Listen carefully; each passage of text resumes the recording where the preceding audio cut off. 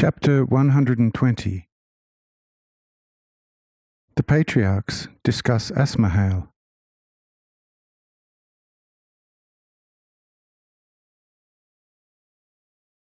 Enos too did not leave Seth alone, but asked him, "Father Seth, I have noticed that you have spoken with the very strange young Asmahale, and also heard some of it. But though his words are exceedingly high and noteworthy, I must admit that he sometimes seems to forget himself and be very proud of his achievement. For instance, when he has just accomplished something like the destruction of the great serpent of falsehood, and begins to speak as if he were no longer a man, but directly God himself. And now he keeps speaking out of himself and only seldom refers to God. And when he does that, he and God merge so closely that in the end one no longer knows who is referred to.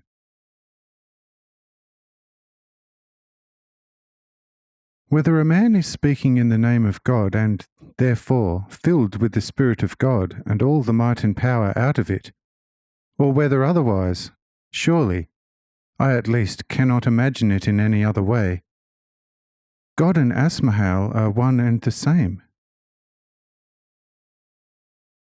Look, such surely important matters are stirring me, and I had to let you know, dear Father, what bothers me and what I now lack most. Do tell me what it is about Asmahale as far as you wish to and can, and also as far as you find it necessary and of benefit to me, and in agreement with the most holy will of God. Amen.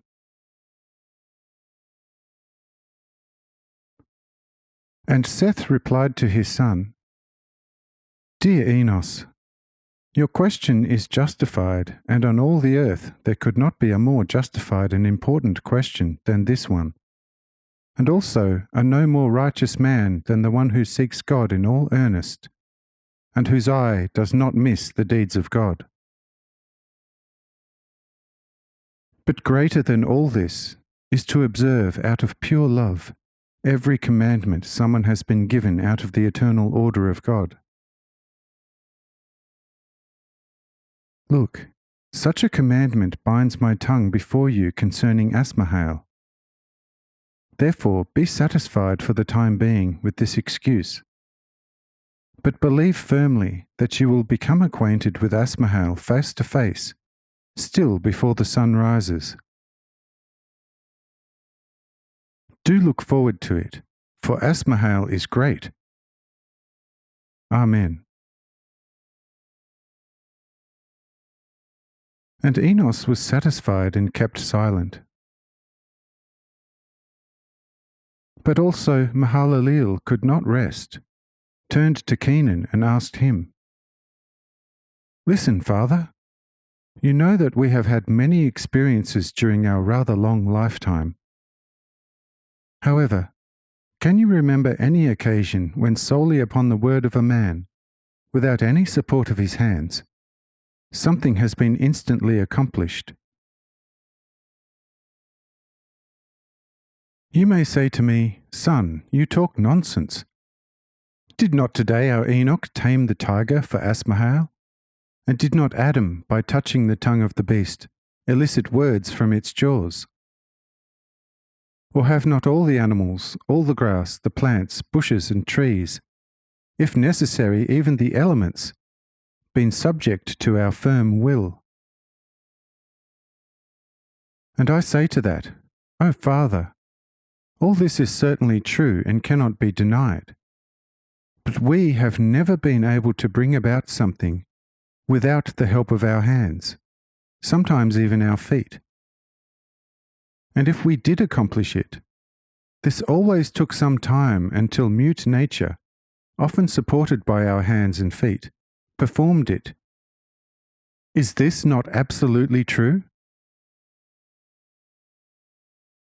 How is it now the case with Asmahale? What has instantly become of the mighty tiger through his word? And where has his word thrown the serpent and annihilated it with a greater speed than that of thought? Who has ever preached to Adam and made him fully comply with it after the sermon?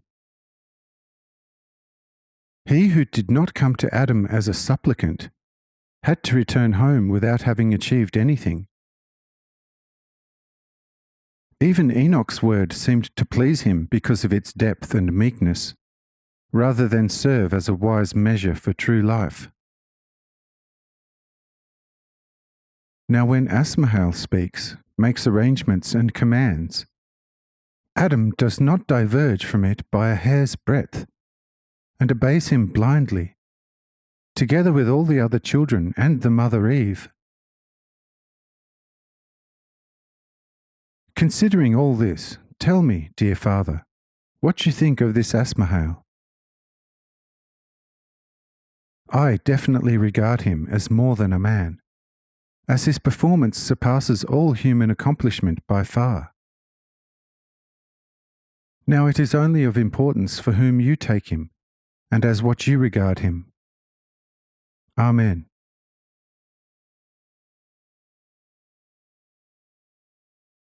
And Kenan replied to his son briefly as follows. My son, you are right in everything. That things are like that everyone will have seen. But keep your own counsel until tomorrow at the most. For this is Adam's will, and you will surely, together with me, not wish to disobey Adam. Keep occupying yourself with Asmahel in your heart, and you will soon see him revealed before you. For he has truly come closer to you than you can imagine. Therefore, believe, trust firmly, and love. Amen.